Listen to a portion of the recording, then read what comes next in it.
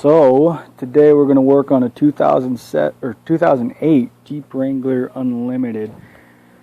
What we're going to do is remove the water pump and install the new one. As you see, I already removed the serpentine belt. That little pulley right there, that is the tensioner. So you just use one of those two little squares right there. You know, put your ratchet in there. I used a 3/8 drive ratchet, just a little small guy. Worked out pretty good for me. I already removed the pulley to the water pump itself, which is right here. There's only 3 bolts holding it on. It was fairly simple. So when I was doing it, when I had the pulley on there, I just used 2 ratchets. I used 1 ratchet to hold it tight. You know, you put it on tighten. When you have the bolts on there, I end up using a screwdriver to use pressure against 1 ratchet and the other ratchet that I used. And all that was to do was for the last bolt that had to be loosened up. Once that was done, they're all finger loose, and you just pull them right out. And it's fairly simple. So in order to, remove the old water pump, there's just a couple bolts all around there. You just pull it out, and the whole thing will just pull out. So I'm gonna pause this real quick. I'm gonna do all that. And then once the bolts are all loosened up, I'll resume and I'll show you guys a little bit more. I'd also just want to say that the bolts that go onto the pulley itself, they are at just a 1/2 inch socket. So now I got all the bolts on the water pump loosened up. I ended up using a 10mm socket with a 2-inch adapter, or a 2-inch extension. So I didn't drain it, so it's going to start leaking out the bottom here in a second. You don't really have to use RTV silicone on these. I mean, if you want to, you can. It's one of those, it's a do or you don't kind of deal. I'd probably use it without the gasket supplied if you're going to do that. Water pumps aren't something that you're going to have a high pressure area to it, so I'm going to go ahead and I'm just going to finish removing the water pump, and then I'm going to hit the resume button again. So I got all the bolts out of the water pump now. We're going to pull it off. I got that gasket on there from the factory. That's what the original looks like. It's a little peckerhead looking motherfucker. And then we just got to take off this little gasket right here and put the new one on. Go ahead and let it drain. Looks like this little bastard hasn't never been drained, so I'm going to go ahead and have to cycle out everything. So, because you need to at least replace your antifreeze once a year. Looks like this guy's never been taken care of like that. So I'm going to go ahead and get that gasket off, dry it up, and then I'll go ahead and hit the resume button once more. Oh yeah, by the way, not everybody knows that when you're taking off gasket, you can just do something stupid and just grab a knife or a flathead screwdriver, pretty much anything with a sharp edge that'll get all the gunk off. Like all that crap right there. You don't want any of that on there. When you're installing the new one, you're going to want a nice dry surface, otherwise it'll leak. I mean, even if you're putting on RTV silicone, you're going to want to use the blue stuff. If you're doing that, you're still going to want to make sure it's nice and dry. If it's not dry when you put it on there, the gasket's not going to seat right. You're going to leak coolant everywhere. It's just no bueno. Alright, I'm going to finish taking all this gasket off, and then I will resume. Alright, so now here's to the drying part. I got everything nice and cleaned up. You got to make sure that when you are cleaning this, you don't scratch it up, because if you scratch it, then you are going to have to use RTV silicone to fill that up, because unless you get a rubber gasket. I mean, because these cork style gaskets, they don't really work to fill in gaps. They just they kind of bond between the water pump and the frame, or the body itself, or the motor, or the engine block.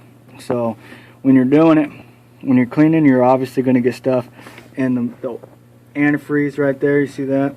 You got to make sure you dry all that antifreeze out, get all that gunk out of there, because you don't want none of that running through your motor. You might, if occasionally a little bit, you want to be too bad, but over time it's going to take a toll on your motor. It's just better just to clean it out. It takes a couple 5 extra seconds. To get a shop rag here and just wipe down the outside and clean up the inside. Once I do that, I'm going to resume and go from there. So as you see, I got it all cleaned up now. I got all the crap out of the radiator fluid that was inside the block itself. Now, as you see, I also have a couple spots where I put RTV silicone stuff. You got to use the blue stuff when you're doing anything that's going to have water or radiator fluid, because the blue is more water resistant than everything else, and it just works better. The reason why I put a little bit of that stuff on there is because when I put the gasket on, you know, I got a little bit of spot right here that'll hold the gasket. I got a little bit of spot right here and a little bit of spot right here. So when I put it up there, I don't have to worry about situating anything. It's just nice, easy. I put it on there. I don't have to worry about aligning my holes. Makes your life a hell of a lot easier and makes it a heck of a lot faster. So I'm going to put that on there, you know, and then I'll resume. Life's a lot easier with two hands. Alright, now as you see, like I said, all that RTV silicone is going to do is just hold that gasket right there in place. So I don't have to, mess around with trying to find, the perfect alignment for it. All I got to do is just grab my water pump, put it on there, and start putting bolts in it. If you ever worked on some cars long enough, you realize that is just going to make your life easy as shit. So, right here, here's my new water pump. Just a regular stock, Duralast replacement. Nothing fancy. And it's just a stock Jeep. I mean, besides, you got a little bit of suspension lift, bumper, and tires. So you don't need to do anything too crazy when it comes to, the water pump. So I am going to go ahead, since I can't use my camera and do this all at the same time. I'm going to pause it, and then once I have everything installed, once I'm about to put bolts in, then I'll go ahead and resume. Also, on a side note, let's see if I can get this. Your bolts are going to be nice and dirty, so just make sure that you clean them up and make installation a little easier. Alright, so the new water pump is installed right now. When I was doing it, I did have to wiggle it just a little bit to get it to seat in all the way, sit flush on the block. Wasn't too much, as you see, everything's free flowing, so nothing is, binding up in there. But I did have to wiggle it in. I had to force it just a little bit. I mean, as long as you're not, it was only probably like 1/8 of an inch, so it wasn't too much. So, alright, so as you see, it's all lined up. Now all I have to do right now is just simply start putting in bolts. And once you get all the bolts in there, and you just tighten them up, I would recommend not tightening, one at a time, nice and tight. Just do it little by little. I've got to find the sweet spot, obviously, to get this in all the way.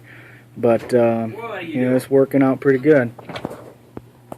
Alright, so as you see, I got all the bolts in now. I just want to make sure that when you're doing it, you go through and hand tighten all of them first. You just suck it in there nice and uniform.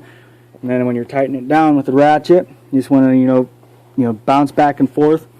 So you're not doing it all in one. You might want to, it can, if you got the cheap kind of metal, it'll bend up your bolts off and then you'll leak.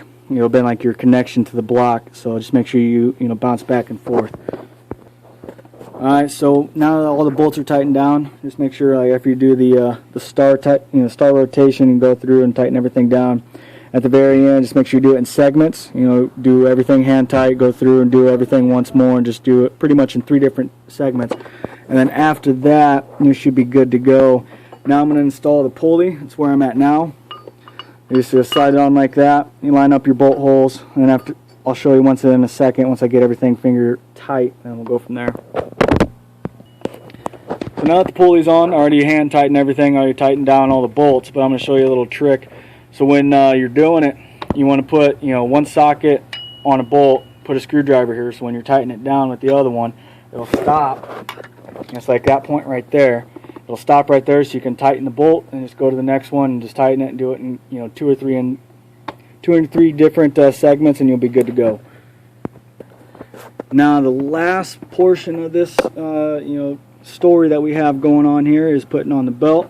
What you want to do is pretty much just put the belt on, and then once you get it on, and you just pull out your tensioner like I showed you how to take it off, and then you'll be good to go. And I'll show you what it looks like once it's on and be good. So once the belt's on, it goes around this pulley just like that. Kind of forgot when I put it on, but there you go. There's your diagram. You're all situated. Have fun.